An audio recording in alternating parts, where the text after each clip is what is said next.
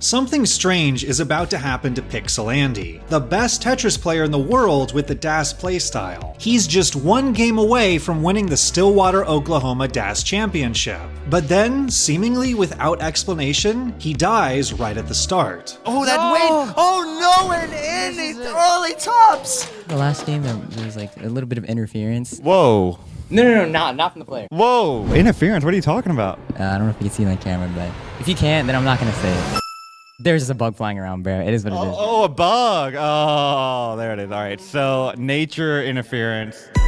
It was just the latest chapter in the paradox of PixelAndy, who has never been able to win a live DAS event despite being the most feared player every time he joins a tournament. We have basically the only winner of DAS Masters, Andy here. We all know about his DAS Masters streak, which is like unprecedented, it's insane. Almost every month, PixelAndy wins DAS Masters, the largest online Tetris DAS tournament in the world. I did okay in DAS Masters this month. I made top 4 for the first time, but then obviously ran into Andy, which you know how that goes. I would hope to face PixelAndy to get back at him for beating me 4 times. Yeah, that is gonna do it for Leo, and Andy just so consistent. Andy's the best in seemingly every metric across the board. He holds the world record for highest score in recorded DAS competition. He also has the almost unique skill to survive past level 29, which is normally considered impossible with DAS. And last year he became the first and only player to ever get to level 32. Yeah, level 32 in a DAS game. That's crazy. And he doesn't just dominate with world records. Andy's consistency stats crush the field. Getting 900k into 26 like every game, he was getting basically only 600k transitions. In 2025, Andy's fair median score, which measures what he consistently scores in matches, is the only one in the world above 900,000. No one else is even close. It doesn't matter how fast that you are, it just matters how good you can stack and the burns that you take and just not go too aggressive, because survival is one of the most important things in Tetris. Andy's best survival stat is fair 28 percentage, which measures how often you make it to level 28 right before the impossible levels. He's #1 in the world this year at 73%, when the next closest players can barely crack 50%. It's an insane advantage. So how is it that every time he plays in person, something inevitably goes wrong? Oh my gosh! What? The amount of times that this has happened to Andy? Was not one alive. I like DAS. I still haven't won a live DAS yet, so I'm looking to do that at Jonas Cup. This weekend, PixelAndy will have another chance to break the curse. The Jonas Cup is the biggest live DAS tournament in North America, which sends the finalists to the World Championship in Germany. And if we look at the stat sheet for top players in attendance, Andy is of course the favorite, but almost all of his historical rivals will also be there too. And after going back and listening to a ton of interviews from his opponents, I heard a consistent theme that sounds like the key to playing in live tournaments. So to set the stage, let's briefly run through Andy's history with each of these players. Sharky is the original USA DAS champion, winning the first 2 years of the annual championship before running into PixelAndy in the finals of the 3rd year in 2024. In the final deciding game, Andy set up an extremely high Tetris right before level 29 for a seemingly insurmountable lead. Andy sets up a Tetris in the middle. He's gonna top out at A30. Sharky was going to need to play on the impossible level 29 in order to win it. He needs a Tetris and a little more. Here's the Tetris, and he gets a little more. 129 for the championship. Are you serious? Ironically, Andy was defeated by an opponent at the part of the game he's best at. I wanted this so bad. I put a lot of weight on this because to be able to perform at a live competition with all the pressure on, especially me, I had additional pressure because I was the back-to-back champion. It's like, I don't want to get knocked out because I want to become a three-peat. Although Andy didn't secure the win, he cites making the finals for the first time in person as a turning point in encouraging him to play in more DAS events. Even that second place against Sharky, it was like a really good set.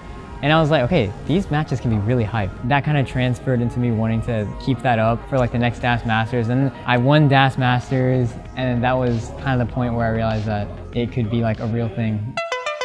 Meme is a player that Andy actually managed to beat in the top 8 of her first live DAS event in 2023. But it won't be easy for him to do it again, as she has become a feared top player of her own in recent years, winning her first live championship in 2024. And Meme is your gold DAS champion for the Kansas City Retro Championship. Where can we catch you online? What are the things that you up to?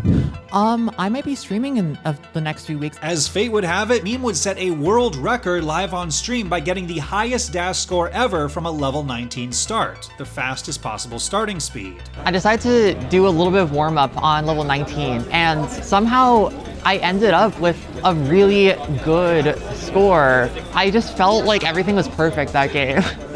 Dog playing Tetris was Andy's opponent in the finals of that infamous bugged Oklahoma championship. But even before that happened, Dog had set the tone of the match in game 1. Andy was in the middle of doing what he's famous for, surviving past level 29, but Dog had built up such a massive score lead that it didn't matter. Andy needs about 180,000 points. We'll see what he can do. Andy, please. Needs a quick tap. No! Doesn't get it. But a level 31. God. Level 31 live in front of your eyes with Daz. I think that first game really kind of helped me with momentum of getting a high score, and then from there I just tried to play as well as I could. Fractal was actually Andy's opponent in the semifinals of last year's Jonas Cup, and before the match started, he had a message to say. We'd like to send it over to Fractal, who's got a promo going on. Uh-oh. You know they say that all men are created equal, but you take a look at me, and you take a look at PixelAndy, and you see that that is simply not true. You see, normally, if you were to go one-on-one against another person, you got a 50-50 chance of winning. But I'm a genetic freak, and I'm not normal. And well, the confidence worked. Fractal put up such strong paces that Andy got forced out of his comfort zone, having to stack high and risky to try and keep up. And there's a gut feeling among a lot of players, including Andy himself, that Fractal is the most difficult opponent besides him. I think Fractal is the best player on his A game. My biggest competition in the tournament? I'll probably say Fractal. And stats actually back this up. While fair median score measures a player's 50th percentile score by default, if we switch that to 75th percentile, a stat called high range, Fractal actually comes out on top, meaning his scoring potential in his best games is slightly higher. But Andy's toughest opponent by average performance this year at the Jonas Cup is also his most recent adversary, Blue Scooty. They faced off in the finals of the Houston Championship, and again, PixelAndy had built up a seemingly insurmountable lead, with Scooty needing to get 2 Tetrises on the deathly level 29. So he sets up on the sides on level 28 in hopes that he can throw the right pieces down the middle. There's a skim. No more burns available. It needs a long bar. There's one. Yeah, there's one more. Oh my gosh! What? Oh my god! The double kill Tris in order to take game 2. Somehow, Andy was defeated again by his special skill of level 29 survival. Just listening to commentary, like, maybe not nervous. It's like the first match I've had in a while where I haven't been nervous. Just listening to commentary, like, probably helped me win the tournament. So that wraps up all of Andy's biggest competition this weekend. Or does it? If we expand to a tier below the contenders, the long shots, well, there's somehow a Dutch player competing in a North America tournament, and it just so happens to be the player who defeated Andy in his biggest tournament of all, the 2025 DAS World Championship. In the top 8, Andy was cruising against Robin in the deciding game with a massive lead, but then seemingly had another inexplicable series of misdrops. So Andy! Andy hangs up. He does get next. Not gonna be able. Okay, it's Robin's time to chase this down. I was like, I'm for sure gonna lose. And then he tops out, and then I have this dig that I still have to make. It was so scary. Like, the crowd is cheering and under that much pressure, it's ridiculous. So what happened to PixelAndy? Dude, Fractal, bro. I'm getting cooked by that one. What does Andy mean by this?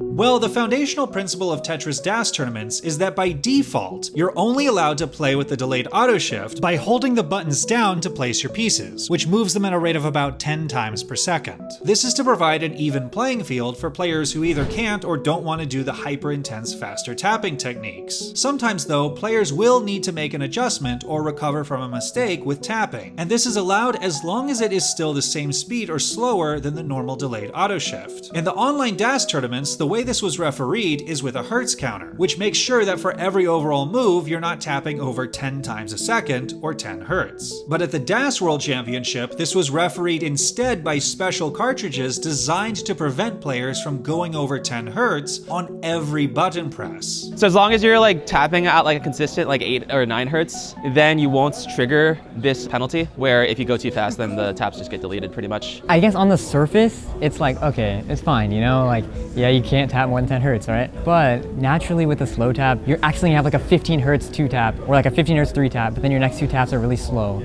and it kind of evens out to 10 hertz, right? But with this new cart, if you do like that 15 hertz 3 tap at the start, one of them is gonna get taken away, and then you know, it's kind of, you're gonna hang something and then you might just top out because of it. Now, this was a double elimination bracket, so Andy made the adjustment to never accidentally tap too fast again on the next day of the tournament. In that game, I was like, all right, I think you're built different, so do it every time. Good luck. But his loss against Robin put him at a crucial one-set disadvantage in the finals against Giovanni, who ultimately won the world title. And with a twist of fate, Robin ended up being the one player from Europe that decided to fundraise in order to attend Jonas Cup, giving Andy potentially one more ghost from his past on his path to redemption this weekend. It's worth emphasizing here that Andy's losing streak at live events isn't evidence that he's a fraud. He's put up incredible scores and defeated many strong opponents along the way to his second place finishes. Live events are just unpredictable environments compared to playing at home, and sometimes you have to adjust on the fly. But there is one recurring adjustment I noticed from listening to Andy's opponents.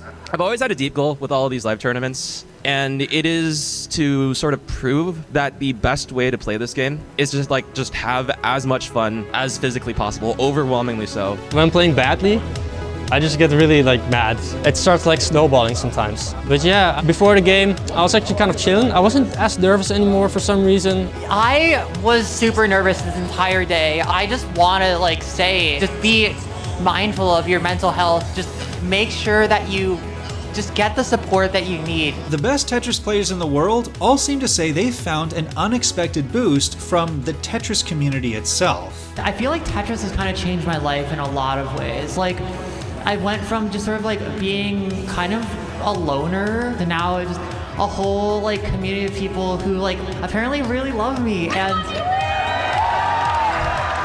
so this weekend, there's not just a new champion to look forward to, but also a gathering of friends that have all pushed each other to turn an old single-player game into a legit esport. Thanks so much to Sonic, Andrew Meep, and Hannah for gathering historical DAS statistics, and for Marfram for doing the coding work to generate all the leaderboards you see in this video. The stats archive they're putting together is incredible, and that project is going to be fully public pretty soon. And thank you to everyone who donated to the Jonas Cup fundraising stream that is going towards supporting the production costs of the event. None of those funds go to me, but I committed to making a Jonas Cup preview video if the 5K stretch goal was reached, and so this is that video. And thank you to the patrons on Patreon who continue to support this channel. I've had that page turned off for most of the past year as I continue to navigate an unexpectedly difficult year of my life. But things are continuing to improve, and I look forward to seeing you guys again in the next video.